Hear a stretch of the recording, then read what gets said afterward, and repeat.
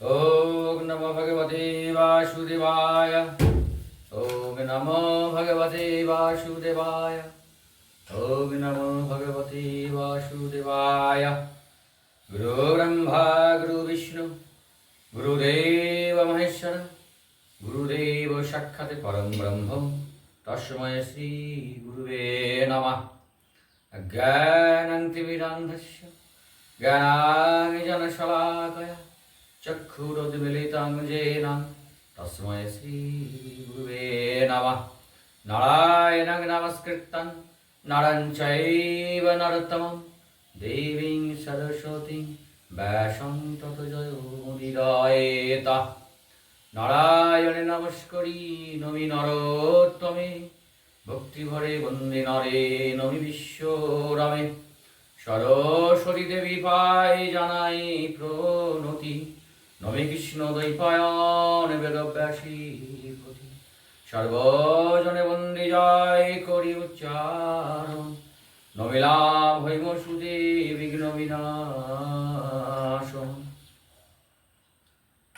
সকল ভক্তবৃন্দ অনন্ত করে ব্রাহ্মণ বৈষ্ণবের চরণে আমার ধন্যবাদ প্রণাম। আজ একাদশীর বার্তাতে আগামী যে একাদশী পার্শ্ব একাদশী, এই পার্শ্ব একাদশী কবে, 14 না 15, এই একাদশী নিয়ে অনেক দ্বিধা মত আছে। আমরা এই নিয়ে প্রত্যেক একাদশীতেই চিন্তাগ্রস্ত হয় যে কোন একাদশী কয় তারিখে করব। এই নিয়ে বিভিন্ন মত, শাস্ত্রে বিভিন্ন রকম মতামত দেওয়া থাকে। এই যে পার্শ্ব একাদশী প্রথমে বলি, এখন বর্তমানে চাতুর্মাস্য চলছে। এই চাতুর্মাসের দ্বিতীয় মাসে পার্শ্ব একাদশী। চাতুর্মাস কি? শ্রাবণ, ভাদ্র, আশ্বিন এবং কার্তিক, এই 4টে মাস। শ্রাবণ মাসে শাক খাওয়া নিষিদ্ধ, ভাদ্র মাসে দধি খাওয়া নিষিদ্ধ, আশ্বিন মাসে দই খাওয়া নিষিদ্ধ এবং কার্তিক মাসে মাস কলাই সহ মূলা, বেগুন আরও ইত্যাদি আছে, সেগুলো খাওয়া নিষিদ্ধ। শুধু এই খাওয়া নিষিদ্ধ এই চাতুর্মাস্য ব্রত কিন্তু নয়। এই চাতুর্মাস্য ব্রতে ভগবান 4 মাসে যে শয্যায় থাকেন ক্ষীর সমুদ্রে, তার মধ্যবর্তী হচ্ছে পার্শ্ব, মানে পাশ ঘরে, তাই পার্শ্ব একাদশী। এই ব্রত প্রত্যেক ভক্তবৃন্দের নিয়ম নিষ্ঠা সহ যদি করা উচিত, তাহলে অবশ্যই ভক্তি প্রদান করবে ভগবান। ব্রাহ্মমুহূর্তে উঠে স্নান করে ভগবানের পূজা অর্চনা এবং নিরামিষ প্রসাদ গ্রহণ করা, এই চাতুর্মাস্য ব্রতের মধ্যে। এবার আছে একাদশী ব্রতের মধ্যে। একাদশী যে 4টে সম্প্রদায় আছে, আমরা বলি না চতু সম্প্রদায় কি, 4ই সম্প্রদায় কি। এই 4টে সম্প্রদায় কি? মাধ্যাচার্য সম্প্রদায়, রামানুজ সম্প্রদায়, নিম্বার্ক সম্প্রদায় আর বল্লভাচার্য সম্প্রদায়। এই মাধ্যাচার্য সম্প্রদায় এর পরম্পরা কোথাও বড় পরম্পরা কি? ব্রহ্মা, উপাস্য কি? শ্রীকৃষ্ণ। রামানুজ সম্প্রদায় শ্রী, এদের উপাস্য লক্ষ্মী নারায়ণ। আর নিম্বার্ক সম্প্রদায় সনক, এদেরও উপাস্য কৃষ্ণ। আর বল্লভাচার্য সম্প্রদায় রুদ্র, উপাস্য হচ্ছে বালকৃষ্ণ, মানে গোপাল। এইবার মাধ্যাচার্য সম্প্রদায়, এটা গোস্বামী মত। এখানে গৌরাঙ্গ মহাপ্রভুর গুরুদেব ঈশ্বরপুরী, ঈশ্বরপুরী গুরুদেব মাধবেন্দ্রপুরী, এই যে পরম্পরা আসছে, এই গোস্বামী মতে এই মাধ্যাচার্য সম্প্রদায়ের যে মতামত। এবং এই একাদশী ব্রত কবে হবে, দ্বাদশী ব্রত কবে হবে, এই পুরোপুরি পুঙ্খানুপুঙ্খভাবে আমাদের হরিভক্তি বিলাসে এটা দেওয়া আছে। হরিভক্তি বিলাস কার লেখা? না, স্বরগোস্বামী, গোপাল ভট্ট গোস্বামী। উনি এই হরিভক্তি বিলাস লিখেছিলেন। তাই হোক, আমরা জানি যে আমাদের যে একাদশী আছে 24টা, তার মধ্যে 8টা দ্বাদশী। সেই 8টা দ্বাদশী 4টে হচ্ছে তিথি যোগে আর 4টে হচ্ছে নক্ষত্র যোগে।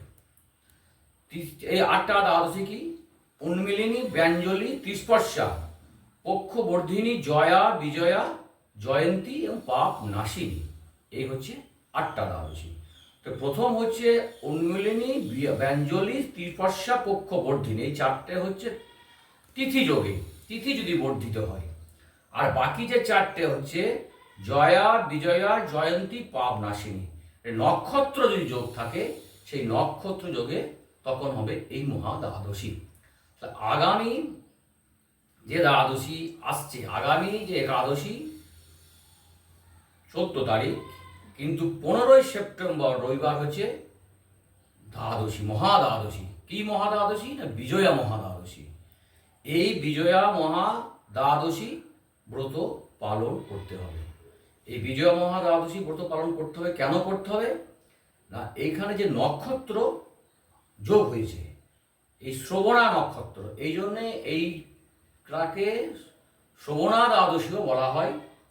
তাছাড়া এই দ্বাদশীতে বিশেষ যেটা বলা আছে, সেটা এই শ্রবণা নক্ষত্র যোগে ভগবান বামন দেবের আবির্ভাব হয়েছিল, তাই এটাকে বামন দ্বাদশীও বলা যাবে। সুতরাং আগামী 15ই সেপ্টেম্বর রবিবার এই বিজয়া মহাদ্বাদশী ব্রত যদি পালন করা হয়, তাহলে একাদশী ব্রত পালন করা হবে এবং শ্রবণা নক্ষত্রযুক্ত শ্রবণা দ্বাদশী, বিজয়া মহাদ্বাদশী এবং বামন দ্বাদশী ব্রত পালন করা হবে। এখানে বলা আছে যে মহা দ্বাদশীর মধ্যে একাদশী ব্রত মিলিত হয়ে যায়, তার জন্যে এই মহা দ্বাদশী ব্রত পালন করা অবশ্যই কর্তব্য এবং দরকার। আমরা জানি যে ভগবান বামনদেব যে আবির্ভাব হয়েছিল, সেই বলি মহারাজ কে ছিলেন? না প্রহ্লাদের পৌত্র, মানে প্রহ্লাদের নাতি। সে বলি মহারাজ যখন অশ্বমেধ যজ্ঞ করেছিলেন এবং সমস্ত যখন রাজ্যগুলোকে যখন দখল করে নিয়েছিলেন, তখন ইন্দ্রর সমস্ত যখন পথ চলে যাওয়ার মতো পরিক্রম হয়েছিল, তখন সমস্ত দেবতারা ভগবান শ্রীহরির কাছে শরণাপন্ন হয়েছিলেন এবং তখন বামন রূপে এসে বলির সেই যজ্ঞস্থলে এসে তার কাছে 3 পাদ ভূমি চেয়েছিলেন। বলি সে 3 পাদ ভূমি চেয়েছিলেন, বলি সে 3 পাদ ভূমি কিন্তু দিয়েছিলেন। তার গুরুদেব শুক্রাচার্যের কথা কিন্তু তিনি শোনেননি। ভগবানের কথাকে স্মরণ করার জন্য, ভগবানের কথাকে রক্ষা করার জন্য তিনি গুরুদেবের কথাও শোনেননি। সুতরাং এইখানে ভগবানের যদি কেউ বাধা দেয়, সে যেই হোক না কেন, সে গুরুদেব হোক, মাতা হোক, পিতা হোক, ভগবানের পথে অগ্রসর হলে কেউ কারো বাধা মানা উচিত নহে। প্রহ্লাদ কিন্তু তার বাবার কথা শোনেনি, ভগবানের কথাতেই চলেছে। সুতরাং সবসময় ভগবান তাকে রক্ষা করেছে। সেই জন্যে ভগবানের শরণাপন্ন হওয়া অবশ্যই দরকার। কি করেছিলেন? না বলি মহারাজ যখন তীরপাত দিতে সম্মত হলেন, তখন প্রথমে কি করলেন? প্রথমে বামনদেব 14 ভুবনকে দখল করলেন। 14 ভুবন কি? ভূলোক, ভুবলোক, স্বর্গলোক, মোহলোক, জনলোক, তপলোক এবং 70 লোক পর্যন্ত, ওপরে 70 লোক পর্যন্ত দখল করে নিলেন। আর নিচে দিকে কি করলেন? অতল, দ্বিতল, বহুতল, তলাতল, মহাতল, রসাতল, পাতাল, নিচের দিকে 7টা। 14 ভুবনকে তিনি যখন আয়ত্তে নিয়ে এলেন, তৃতীয় পাদ প্রথম দেবে 3টে পা। তৃতীয় পা তখন কি মস্তক দেখিয়েছিলেন মাথাতে, তখন তৃতীয় পায়ের জন্য মাথা। সুতরাং বলি মহারাজ সংকল্প করেছিল, সেই সংকল্প অনুযায়ী সেই ভগবান বামনদেবকে তার 3 পা ভূমি দান করেছিলেন। তাই আগামী যে মহা দ্বাদশী, এই রবিবার, এই মহা দ্বাদশী ব্রত সকলেই পালন করুন। মহা দ্বাদশী ব্রত পালনে একাদশী ব্রতেরও ফল পাওয়া যাবে। এখন এই যে মহা দ্বাদশী, এই মহাদ্বাদশী ব্রতের আমাদের বিজয়া মহাদ্বাদশী। বিজয়া মহাদ্বাদশীতে কি বলা হয়েছে?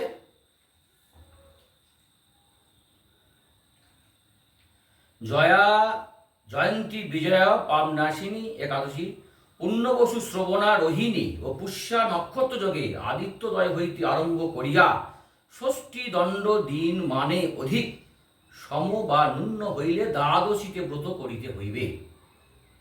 কিংবা যদি সূর্যোদয়ের পূর্বে অরুণোদয়ে অথবা তৎপূর্বেই নক্ষত্র চতুষ্টয়ে প্রবৃত্ত হইয়া ষষ্ঠী দণ্ড দিনমানে ষষ্ঠী দণ্ড ভোগ করিয়া ত্রয়োদশীতে বর্ধিত হয়, তখন দ্বাদশী ব্রত করিতে হইবে।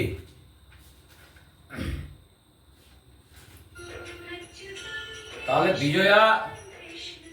বিজয়া যে মহাদ্বাদশী, তা বিজয়া মহাদ্বাদশীতে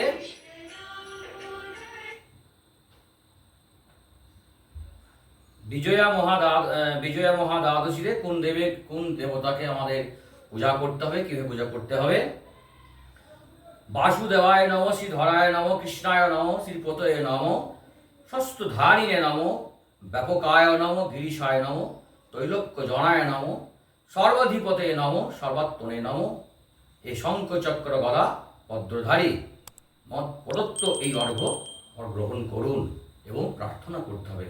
আর একাদশী ব্রত কীভাবে আমরা পালন করি সেটা সকলেই আপনারা জানেন, যে তারা মানে প্রত্যেক দিনই যদি সম্ভব হয় নিরামিষ প্রসাদ গ্রহণ খুবই উত্তম। আর যদি না করে থাকেন তাহলে কি করবেন? আগের দিন এবং পরের দিন সম্পূর্ণভাবে নিরামিষ ভোজন করতে হবে, সেই সঙ্গে নিয়ম নিষ্ঠা সহকারে চলতে হবে। দেখুন, একাদশী ব্রত যে করে সে জানে একাদশী ব্রত কি, আর যে করে না সে কিন্তু জানে না। আমরা কিন্তু যেদিন ব্রত করি সেই ব্রতর সঙ্গে কিন্তু আমরা খুব নিয়মভাবে চলি। কাউকে মিথ্যা কথা সাধারণত সেদিন বলি না, আজকে ব্রত করেছি বলবো না। কোথাও কথোপকথন ঠিক সংযমভাবে বলি, আহার বিহার ঠিকভাবে আমরা চলি ব্রতর দিনে। সুতরাং প্রত্যেকটা দিনকে যদি আমরা ব্রত মনে করি তাহলে কিন্তু আমাদের প্রত্যেকটা দিনই সুন্দর হবে। উপবাস শব্দের অর্থ হচ্ছে নিকটে বাস। এই ব্রতের সাথে সাথে কিন্তু আমাদের উচিত ভগবানের ভজনা করা, ভগবানের নাম করা। এটাই হচ্ছে ব্রতের মূল কারণ। আহার আমরা ঠিকভাবে চললাম কিন্তু ভগবানের ভজনা করলাম না, সেটা কিন্তু ঠিক নয়। ভগবানের নিকটে বাস করতে হবে, তার নাম গান মনন স্মরণ এবং শাস্ত্র অধ্যয়ন পূজা পাঠ করতে হবে। সাত্ত্বিক আহার যদি আস্তে আস্তে করতে হয়, সাত্ত্বিক ভাব ছাড়া ভগবানের কাছে পৌঁছানো যাওয়া সম্ভব নয়। সাত্ত্বিকভাবে জীবনযাপন করতে হবে। যাই হোক, এখন আমরা যে পার্শ্ব একাদশী, সেই পার্শ্ব একাদশীর মাহাত্ম্য এখন পাঠ করব। পার্শ্ব একাদশীর মাহাত্ম্য হচ্ছে ব্রহ্ম বৈবর্ত পুরাণের শুক্লপক্ষের পার্শ্ব একাদশী মাহাত্ম্য যুধিষ্ঠির শ্রীকৃষ্ণ সংবাদে এরকম বলা হয়েছে। যুধিষ্ঠির মহারাজ জিজ্ঞাসা করলেন, হে কৃষ্ণ, ভাদ্র মাসের শুক্লপক্ষের একাদশী নাম কি এবং এই ব্রত পালনে বিধি কি? ব্রত পালনে বা কি পুণ্য লাভ হয়? উত্তরে শ্রীকৃষ্ণ বললেন, হে ধর্মরাজ, মহাপুণ্যপ্রদা, সমস্ত পাপ হারিণী এবং মুক্তিদায়িনী এই একাদশী বাজপেয়ী যজ্ঞ থেকেও বেশি ফল প্রদান করে। যে ব্যক্তি এই তিথিতে ভক্তি সহকারে ভগবান শ্রী বামনদেবের পূজা করেন তিনি তিলোক পূজিত হন। পদ্মফুলে পদ্মলোচন শ্রী বিষ্ণুর অর্চনকারী বিষ্ণুলোক প্রাপ্ত হন। সাহিত্য ভগবান এই তিথিতে পার্শ্ব পরিবর্তন করেন, তাই এর নাম পার্শ্ব একাদশী বা পরিবর্তনীয় একাদশী। যুধিষ্ঠির মহারাজ বললেন, হে জনার্দন, আপনার এ সকল কথা শুনেও আমার সন্দেহ পূর্ণরূপে দূর হয়নি। হে দেব, আপনি কিভাবে শয়ন করেন, কিভাবে বা পার্শ্ব পরিবর্তন করেন, আর চাতুর্মাস্য ব্রত পালনকারী কি কর্তব্য এবং আপনার শয়নকালে লোকের কি করণীয়, এসব বিষয়ে বিস্তারিতভাবে আমাকে বলুন। আর কেনই বা দ্বৈতরাজ বলিকে বেঁধে রাখা হয়েছিল তা বর্ণনা করে আমার সকল সন্দেহ দূর করুন। শ্রীকৃষ্ণ বলেন, হে রাজন, দ্বৈতকুলে আবির্ভূত প্রহ্লাদ মহারাজের পৌত্র বলি আমার অতি প্রিয় ভক্ত ছিল। সে আমার সন্তুষ্টি বিধানের জন্য গো ব্রাহ্মণ পূজা ও যজ্ঞাদি ব্রত সম্পাদন করত। কিন্তু ইন্দ্রের প্রতি বিদ্বেষবশত সকল দেবলোক সে জয় করে নেয়। তখন দেবতাগণ সহ ইন্দ্র আমার শরণাপন্ন হয়েছিল। তার এই প্রার্থনায় আমি ব্রাহ্মণ বালক বেশে বামন রূপে বলি মহারাজের যজ্ঞস্থলে উপস্থিত হলাম। তার কাছে আমি ত্রিপাদ ভূমি মাত্র প্রার্থনা করেছিলাম। সেই তুচ্ছ বস্তু থেকে আরো শ্রেষ্ঠ কিছু সে আমাকে দিতে চাইলেও আমি কেবল ত্রিপাদ ভূমি গ্রহণে স্থির থাকলাম। দ্বৈতগুরু শুক্রাচার্য আমাকে ভগবান রূপে জানতে পেরে বলি মহারাজকে ওই দান দিতে নিষেধ করল। কিন্তু সত্যাশ্রয়ী বলি গুরুর নির্দেশ অমান্য করে আমাকে দান দিতে সংকল্প করল। তখন আমি এক পদে নিচে সপ্তলোক আর এক পদে উপরে সপ্তভুবন অধিকার করে নিলাম। পুনরায় তৃতীয় পদে স্থান চাইলে সে তার মাথা পেতে দিল। আমি তার মস্তকে তৃতীয় পদ স্থাপন করলাম।